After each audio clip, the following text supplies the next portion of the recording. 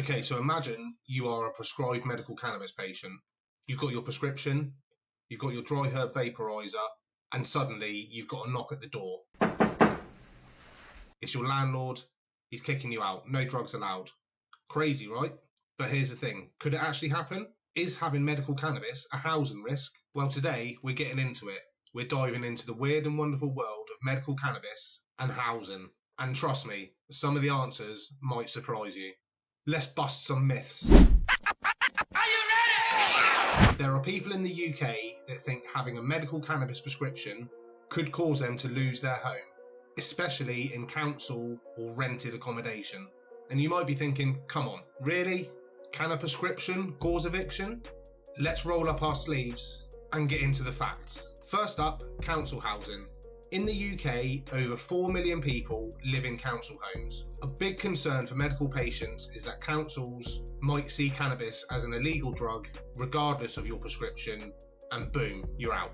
Let's check the facts before we go grab our cardboard boxes. Okay, so you may or may not know, but medical cannabis has been legal since 2018 here in the UK. If you've got a prescription, you are using it legally. Simple as that.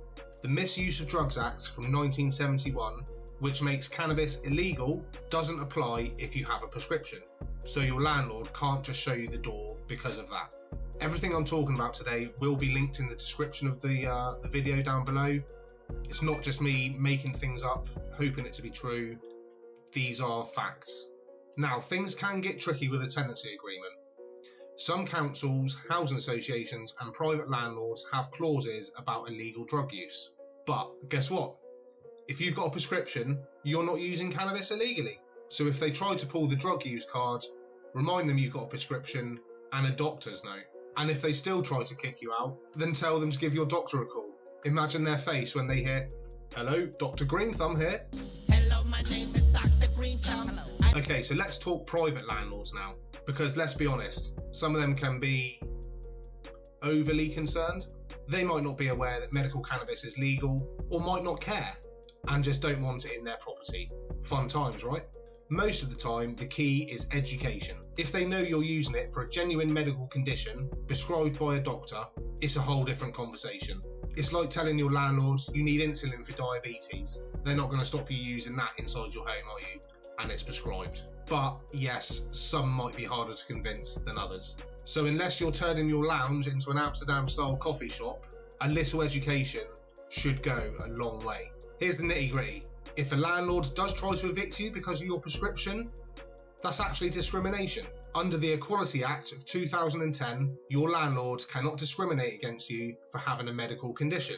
That means if you're legally prescribed medical cannabis for a health issue, they can't boot you out just because of that. But if they don't like the smell of your missus cooking, you may be on your own with that one. If you feel you're being treated unfairly, organisations such as Citizens Advice Bureau are a good place to start. They will back you up and make sure your landlord knows that they can't be a tyrant with their property. Now, let's not forget those of you lucky enough to be able to buy your own home. If you're using medical cannabis, there's really no issue here. Mortgages, home ownerships, no one cares about your prescription. You're more likely to have your credit score judged than your medication. Now, if only we could get banks to chill about overdrafts like that. So, I think that's that myth busted. Having a prescription for medical cannabis doesn't mean you're at risk of losing your home. Whether you're in council or private housing, the law is on your side. Just make sure your landlord is aware that you're a legal cannabis patient and you won't be thrown out on the streets because of this. Remember, my dudes, facts over fears. If you're dealing with medical cannabis and housing, know your rights and don't let anyone tell you different.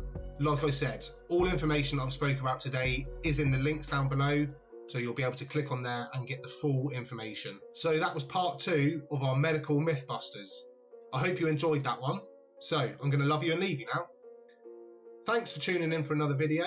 As always, please feel free to like, comment, subscribe, all that good stuff. If you have any questions, please feel free to leave them in the comments and I will try and get back to you as soon as I can. And as always, don't forget to subscribe.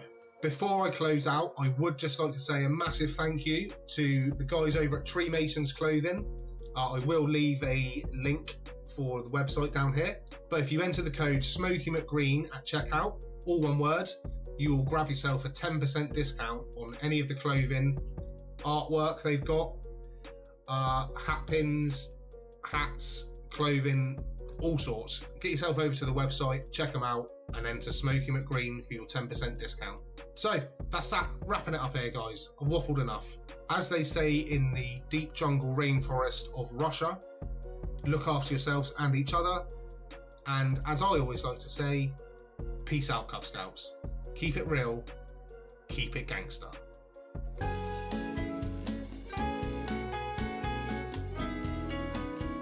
If you've got any questions, please feel free to leave them below in the comments and I will get back to you as soon as I